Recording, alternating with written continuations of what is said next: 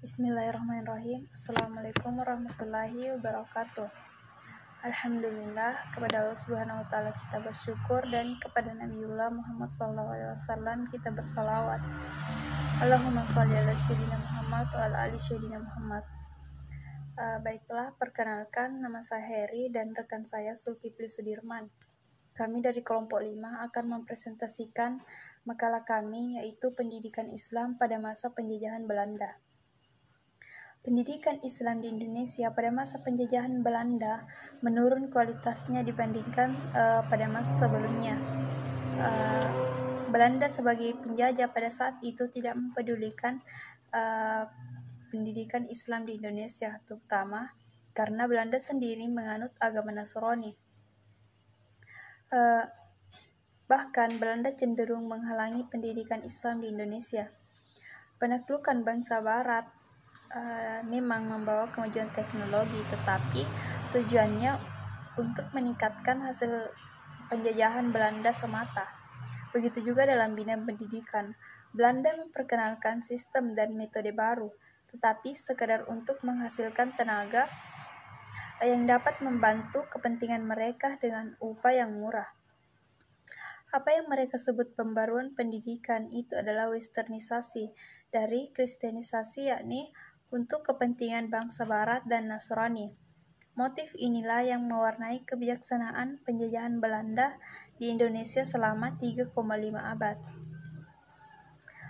Ketika Belanda sudah mulai menguasai lini Indonesia, dan pada saat Van den Bosch menjadi gubernur jenderal di Jakarta pada tahun 1831, kebijaksanaan bahwa sekolah-sekolah gereja dianggap penting dan diperlukan sebagai sekolah pemerintahan, dan setiap keresidenan dibangun satu sekolah agama Kristen.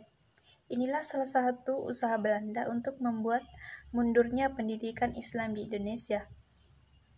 Gubernur Van den Capellen pada tahun 1819 mengambil inisiatif merencanakan berdirinya sekolah dasar bagi penduduk pribumi agar dapat membantu pemerintahan Belanda. Namun, jika kita pelajari, kita akan menemukan makna bahwa dalam rencana ini Van den Capellen menganggap pendidikan agama Islam di pondok-pondok belum membantu pemerintahan Belanda. Para santri masih dianggap buta huruf Latin, dan ini juga usaha Belanda dalam memojokkan pendidikan Islam di Indonesia sehingga pendidikan Islam makin menurun.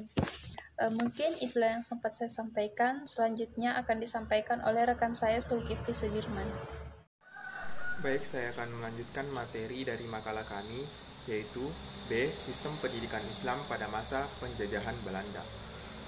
Tidak mengalami perubahan yang berarti dalam pengertian bahwa para penjajah tidak ikut campur secara langsung terhadap penyelenggaraan pendidikan Islam di Indonesia, mulai dari sistem pesantren sampai akhirnya berkembang dan lahirlah madrasah-madrasah. Pada masa kolonial Belanda, pendidikan Islam disebut juga dengan Bumi Putra, karena yang memasuki pendidikan Islam seluruhnya orang pribumi Indonesia.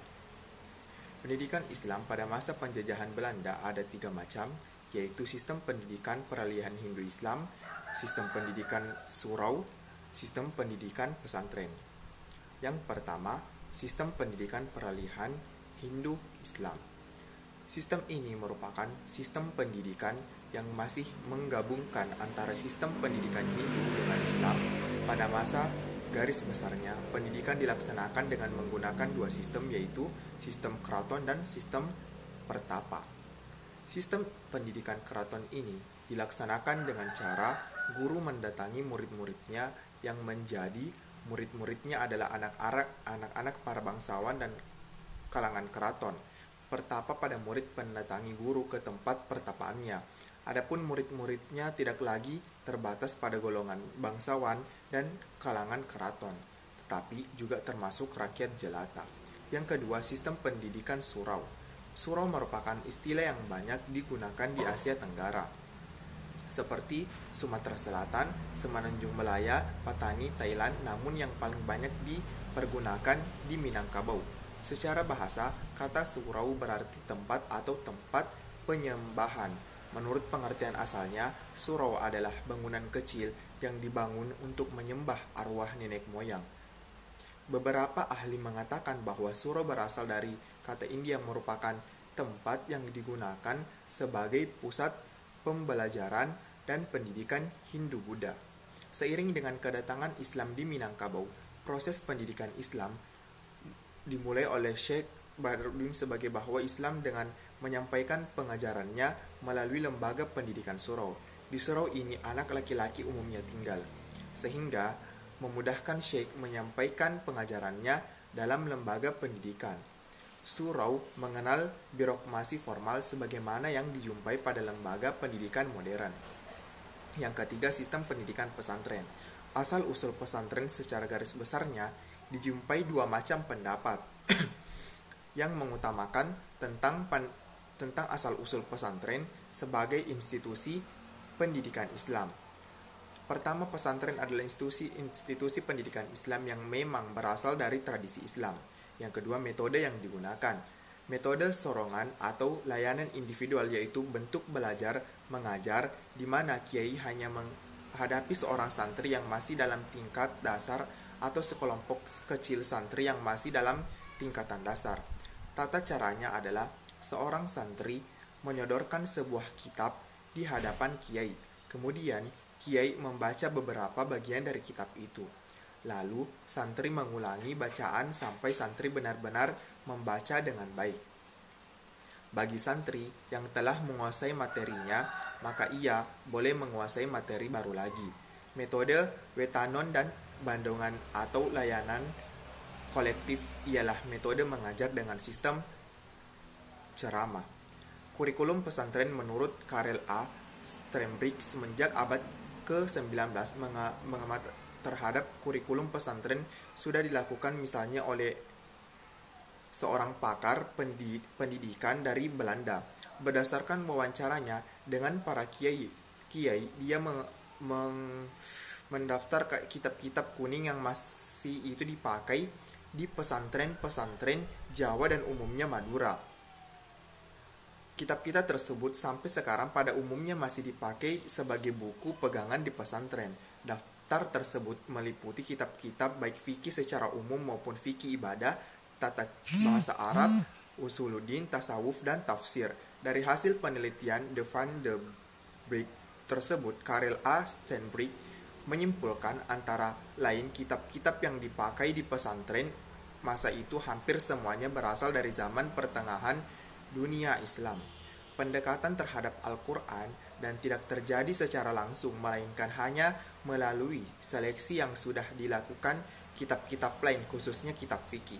Di samping itu, sekalipun yang masuk ke Jawa adalah Islam yang berbau sufi, namun kedudukan tasawuf menempati kedudukan yang lemah sekali dalam daftar buku tersebut. Kesimpulan yang lebih utama adalah bahwa studi fikih dan tata bahasa Arab merupakan profil pesantren pada akhir abad ke-19 tersebut. Menjelang dan awal abad ke-20 ada beberapa kebijakan Belanda di Indonesia yang secara signifikan berpengaruh terhadap pendidikan. Setidaknya ada dua kebijakan Belanda, yaitu politik etis dan ordonansi atau peraturan pemerintah guru atau sekolah biar. Demikianlah pemaparan materi dari kami. Apabila ada kesalahan, mohon dimaafkan karena sesungguhnya kesempurnaan hanyalah milik Allah Subhanahu wa taala. Sekian dari kami. Wassalamualaikum warahmatullahi wabarakatuh.